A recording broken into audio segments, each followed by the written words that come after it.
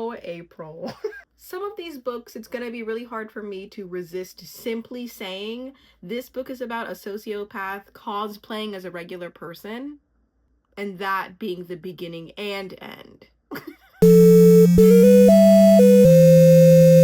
Okay, so how was your April? In short, mine can only be described as having sociopathic traits and intimacy issues in my reading. I specifically did seek this out, okay? I did say, I set the intention in my last book, in my last video, that I wanted April to pick me up. I did, and it did, in fact, deliver. I was up a little bit. In a way that, in a way that reminded me that I actually do like to read books about the human condition that don't disturb me and lessen my faith in the human existence. Like, I don't really want to be fucked up again. Unless maybe I do in the future. And you might be like, oh my god, whose video did I click on to? I'm sorry if you're feeling this more than ever. I get it.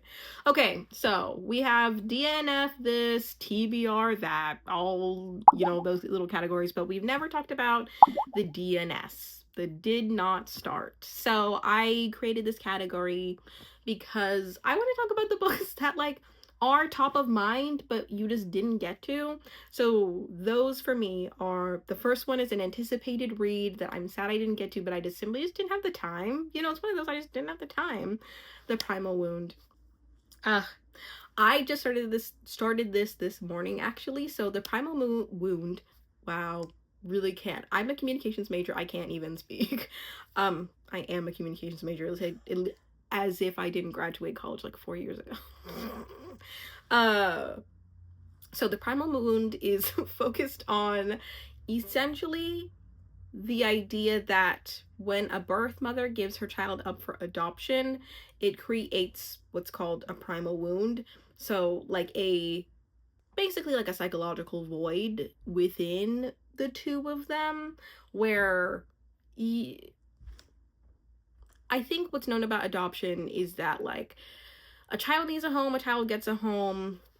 Oh, thank God, you know, like, the saviorism of adoption, as opposed to there is legitimate trauma and psychological loss that is not focused on.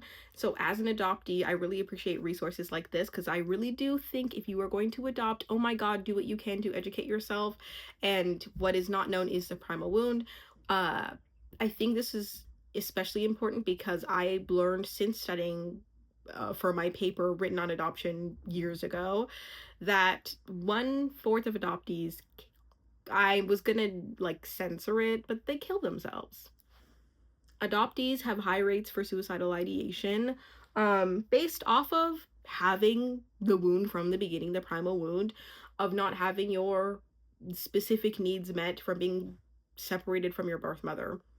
You know, we have like rules for animals that animals can't be uh weaned off their mothers for at a certain time, but when it comes to human beings, we act like that issue doesn't exist. So I appreciate this book, and I did not get to it this month, but I'm going to, and I have already. So maybe for next month's wrap up, we'll see what the heck I get into. Okay, on a semi lighter note, on just like a more fun note, on kind of like a just a more interesting note, more, this is on a fictional note. Okay, on a fictional note, we're going to be talking about the 10-year affair. This essentially just is about two people that found each other within like a parenting class and started an affair. I love reading about marriage. I love reading about the mess of relationships. This is highly anticipated for me because I want to read about it all. I want to read about the mess. I want to read about whether or not I agree or disagree with these two people. You know, I want to see what that's about. And I just didn't, I wasn't able to access it through my library because the person who has this right now has not released it from their clutches. They have checked this out for like a long time. It's been a while. If you're watching this video, please let me have it. I finally have reading time and I can pick it up from the library if you just make it available right now, please. God. Okay. I can find other books that are on affairs, but this one to me was especially enticing. Also, I think the cover is very appealing to me because it is artistic in a way that I'm like, this is going to be a signifier of the way the writing is, and I feel like it's going to be good. So that. And next we have The Yellow Wife. The Yellow Wife. It's just Yellow Wife. I have no idea what this is about. I just know this is getting a little bit of traction, and I'm like, oh, I want. So the FOMO is driving me to see what the heck this is about. Don't know anything about it. I said at one point, oh, this looks really good. I don't know anything about it. I'm a liar. This looks good. This sounds good based off other people's thoughts. I could hate it. I don't even know. So those are my didn't even starts, but I'm in the middle of one of them. In the middle, I'm 15 pages in. I'm started one of them, and then the other I'm just waiting to get out of the library. And then Yellow Wife, honestly, probably if I requested that right now, it'd probably be several months wait. But we'll see. We'll see what the heck we can find. Okay, so let's get into the actual DNF. So the book that I DNF'd was a very interesting premise. I'm not going to go too into it because I just talked about it in my last vlog at the very beginning.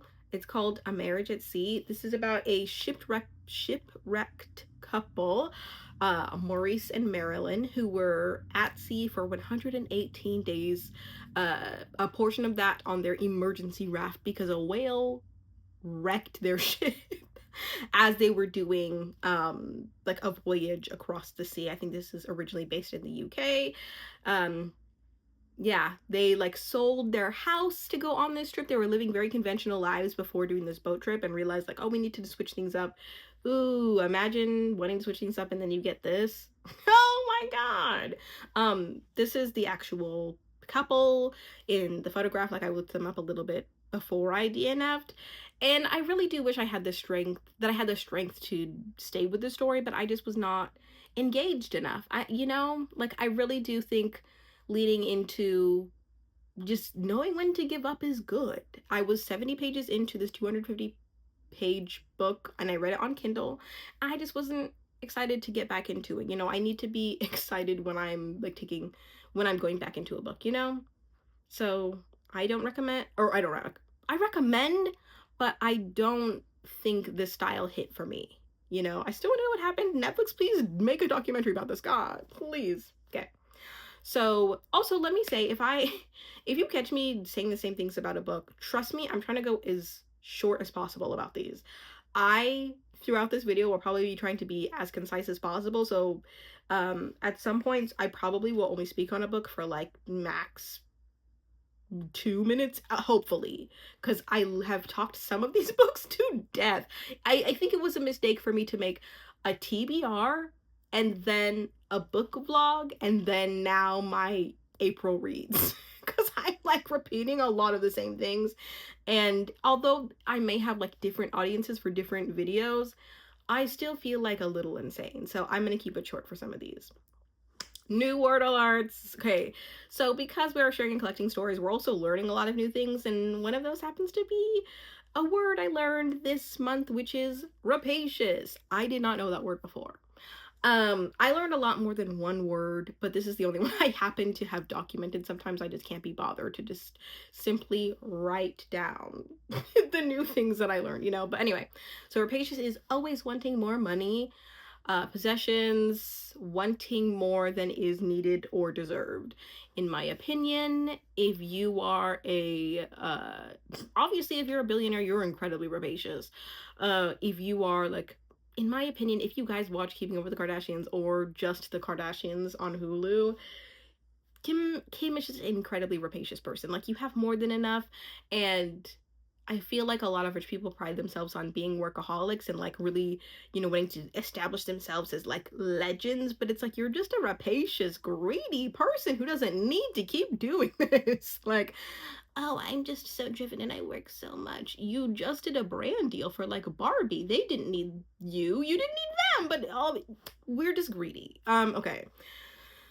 Let's get into the books that I read this month. So the first one, My Husband's Wife by Alice Feeney.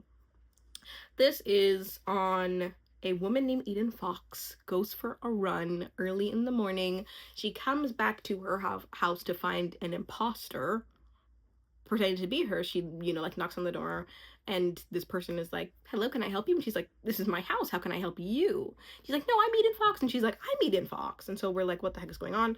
And essentially this follows Eden's journey to figuring out what the heck happened and why she's being impersonated. She even calls down to her husband. Her husband corroborates the imposter story. What the heck? So she's like, am I losing my mind? What the heck is happening? We get a couple perspectives. A detective comes in. She's like the main character of this whole entire story. This detective who was just a this detective comes in. I can't remember her name, but she comes. I wish I could remember her name. I wish I wrote down some sort of note, but it happens. She comes in to solve this case. She has like nothing to lose. This detective is like multiple stages into cancer. She comes back into her hometown of like, what's it called? Like, the house is called Spyglass, but I think the town, maybe it's called like Hope Falls or something. It's probably not Hope Falls, but this tiny little town where people are living their lives, and there's like one policeman. She joins this police station with one policeman, and she's like a very established person as a detective, is like got a lot of credentials, and just one of she's the type of personality where like she doesn't give a damn about rubbing you the wrong way, and she'll just like say things as they are, and she'll be incredibly rude, but it's so funny at some points because she'll straight, at one point she was like, oh my goodness, I can't believe that the junior detective said something actually intelligent. I thought he was utterly useless until this point. And I read this through audio, so it was very interesting because the production was high level to where they had like a bunch of sound effects of, at the beginning you see she goes on a run, we hear like the steps, we hear the wind around her, we hear like the sound of the sea. In my audiobooks, I don't mind a sound effect unless it's like, okay, I know this is an audiobook, but if I wanted to watch the movie, I would have, but this was one of those where I appreciated it more than I hated it. So that's good. If you're wanting to read this, read it through audio if you're interested in that type of a thing. I overall liked this book. It was titillating, but I feel like I've enjoyed other Alice Feeney books a little bit more, and I'm just gonna leave it at a 3. I like to compare ratings to food. 3 to me is like, okay, you're like a good fast food thing. Like, I know that I'm gonna enjoy it, but I'm not necessarily looking for like nutritional value out of you. Like, I'm gonna go here because I enjoy this and like it fills my cup. So this is like a solid 3 for me. Thank you, Alice Feeney. I like Alice Feeney a lot. Okay, next we have What Happened to Nina. This is something I also have to be, because I just spoke about this, I don't want to go too in-depth. If you want my more in-depth thoughts on this, watch my latest vlog because I do talk about it. But a young couple, Simon and Nina, go on vacation to Simon's house, and the ending of this vacation is mysterious because only Simon comes home. He claims that he and Nina broke up, and so he doesn't know where she is because she disappeared like after the breakup, and it's like, well, we broke up, she's no longer my responsibility. But it's like, why don't you know anything about what the heck happened? And so then the family, the wealthy, Simon's family is wealthy. They go into overprotective mode, and instead of looking for the truth, they go into like defense and essentially kind of like turn the lens on if it's Simon that did anything to like, what if it's the family that did something? And you're like, oh shoot, wealth is so scary because wealthy people that care about self-preservation as opposed to the truth are dangerous.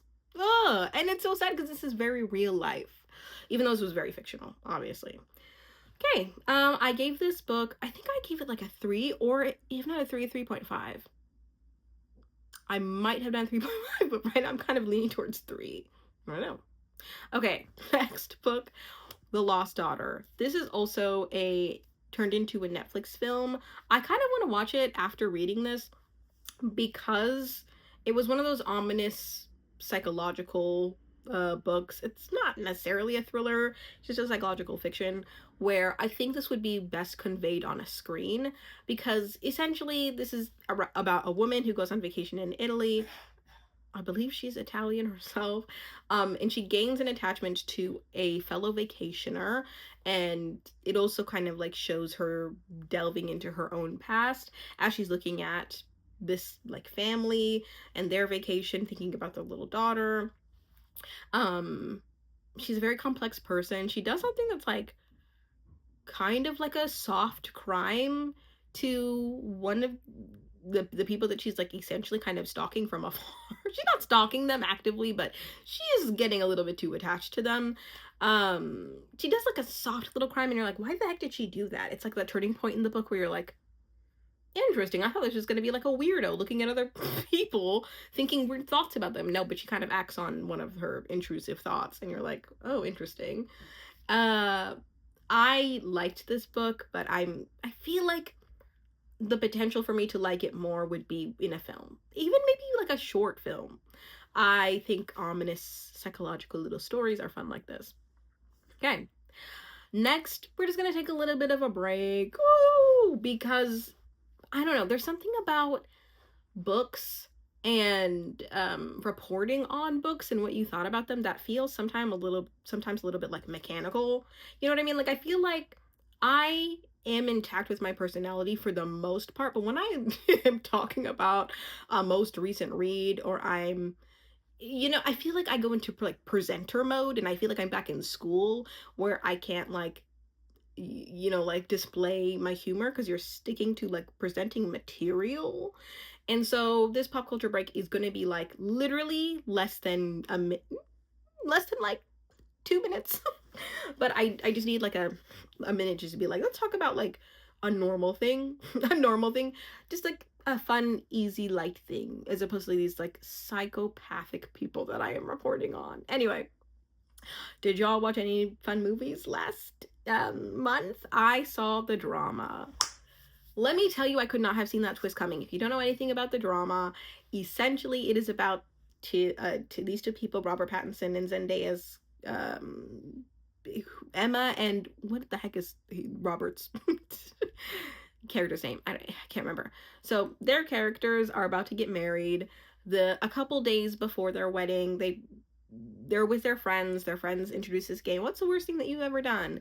Everyone goes around and says the worst thing they've ever done, and you would not expect Zendaya's character says. It's one of those where it's like, oh shoot, this is a very controversial movie, especially as somebody who is thinking about the thing that she says and is affected potentially by the things that she says. uh it like really struck me in the theater, and it made me feel kind of like panicked and nervous. I didn't immediately enjoy it. I had to really sit with it and analyze the discomfort to realize this is a necessary movie. But it's uncomfortable. I was going into this thinking like, oh, this is going to be such a fun rom-com. This is going to be like Robert and Zendaya. Never seen them together. Interesting pairing, but this is not just a fun little silly time. I mean, there's a lot of humor in the movie, but it's uncomfortable. Okay. Did y'all listen to This Music May Contain Hope by Ray? Oh my god, if you haven't and you like pop, R&B, Ray in general, Click Clack Symphony, if just to start there, I love that. I love that song. I cried 3 times. 3 times before I could like get over identifying with it. Okay, speaking of music, one of my favorite artists is coming out with an album July 31st. Is Ariana Grande coming out with an album called Petal. I'm so excited. I first found Ariana Grande when I was like 12. Because I saw her on Victorious and I looked her music up on YouTube. And I've been a fan ever since, and I'm so excited. Let me know if you are also excited. Okay, we're done. Next, my year of rest and relaxation. So, this year of rest and relaxation is not what you think. It's essentially an experiment where this woman who, at first I was like, oh, I don't know her name. I don't remember her. She never mentions her name. So it's just a nameless woman who you know very intimately, but she never describes herself as having a name. She does this experiment to see how long she can stay asleep with the guidance of like pills. find, like, she finds this unreliable, um this uncredentialed doctor, basically named Dr. Tuttle, who is kooky, ridiculous herself, like should not be a doctor, should not be able to prescribe pills to anyone. But she needed somebody like loose enough to give her a bunch of pills so that she could stay asleep for days at a time. Essentially, she starts off with, I feel like, a depression that started from when she was working. She gets off, which she basically, I think, gets kind of like fired from her job, lives on unemployment checks for a little bit, and decides to start experimenting with sleeping pills and just like goes a little too far with it. She has one friend, her friend Riva, who she hates. Like, she does not like her friend. At one point, Riva's mom like passes away. And of course Riva's like, my mom died. And this woman is like bothered by the fact that her mom dies because she knows she's gonna have to give like emotional support because she doesn't have it. And at one point, Riva like asked her to come to the funeral, and she like basically audibly like sighs. Like her mom died, and I have to go to the funeral, and she's like bothered on the way to the funeral. Basically just like annoyed at the fact that she has to hear Riva keep talking about her mom. Messed up, very deeply comedic. I enjoyed this, and this is like, I don't know if this is unique, but the deepest parts of my ability to be irritated, my ability to be an irritable person, very much identified with this, because she's like an incredibly irritable person. She's a very pessimistic person. She's very deeply, she's had so much like deep trauma, like unstable childhood.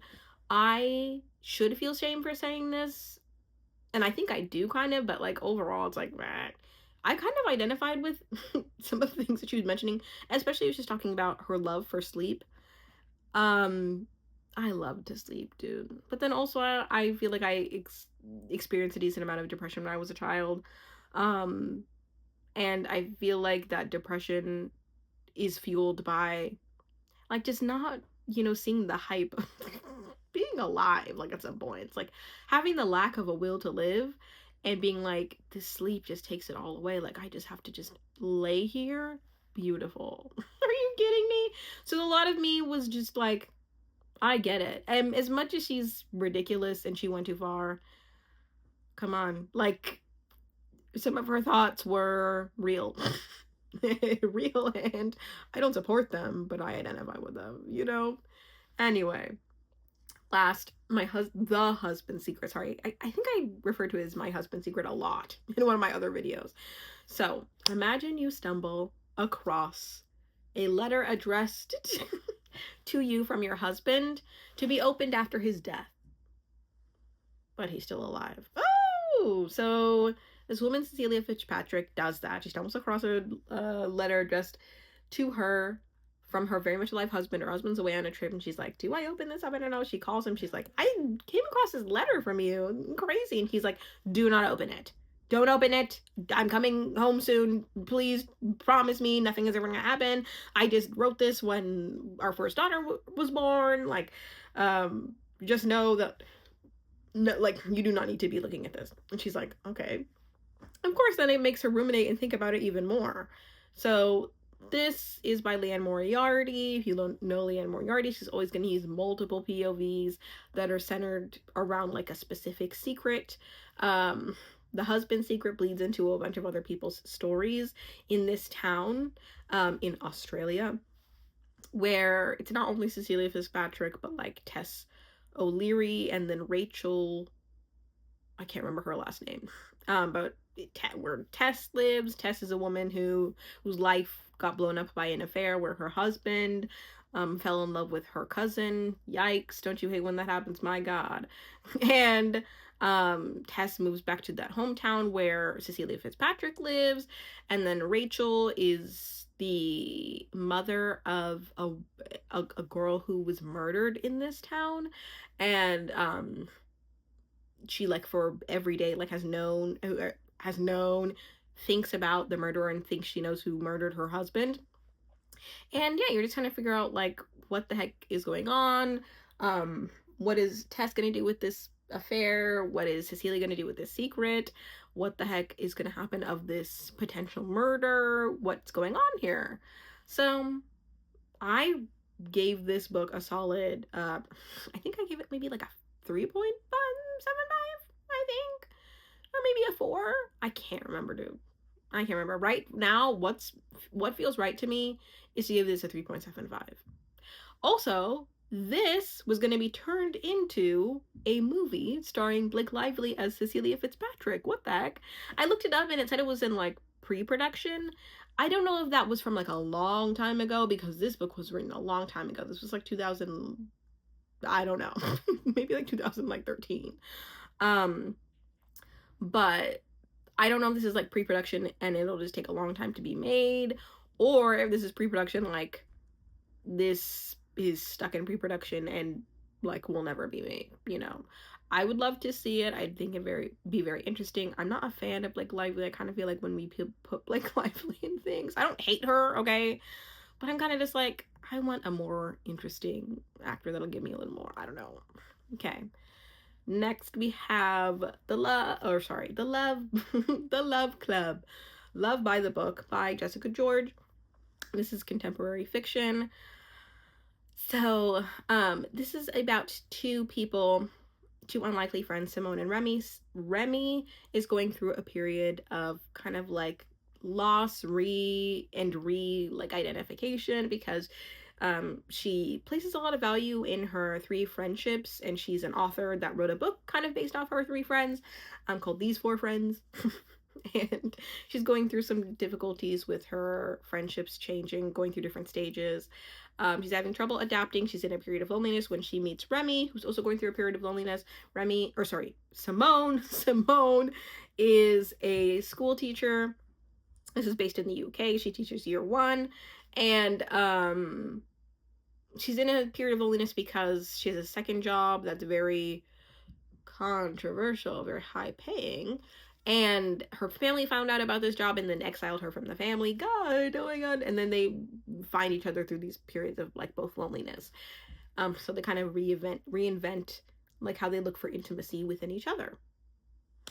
All right, this is this is the book that I'm going to be talking about in my 4th attempt to join a book club video, which will be probably up next week. Oh my god, because I'm joining it tomorrow. I'm so excited. I gave this book, I think, a 4, because it was a good book. Like, I think it really pulled on the heartstrings. It had a lot of emotional depth. Questions for you. Please don't be shy. What is your palate cleanser genre? When we talk about palate cleansers, like, I think that people say like, oh, I like romance. One time I was talking to a friend and I was like, oh, you know, like, I feel like thrillers are my palate cleanser. And she was like, I don't feel like thrillers are palate cleansers. I think like romances are like palate cleansers. Yeah, maybe for you, bitch. Maybe for you. You know, it's one of those things where it's like, well, I think that because the majority of people agree that romances are palate cleansers, and that's what it is. It's like, sure, maybe for you, maybe for like a lot of people on, you know, like Book Talk and BookTube, whatever. I personally will always go back to a thriller whenever I need to like have a base. So what's yours? Okay, how was your April. How was your April reading? Let me know. I would appreciate it. Mine, I feel like overall pretty good, even though there are a couple 3s. They kept me titillated. And then what are you most excited about reading? Let me know. What's on your TBR, or what's like a story that you are interested in exploring? I'm very curious. Don't be shy. Let me know. Wherever you are, whoever you are, whatever you're doing, whatever time of day it is, I hope you have an amazing morning, afternoon, or night.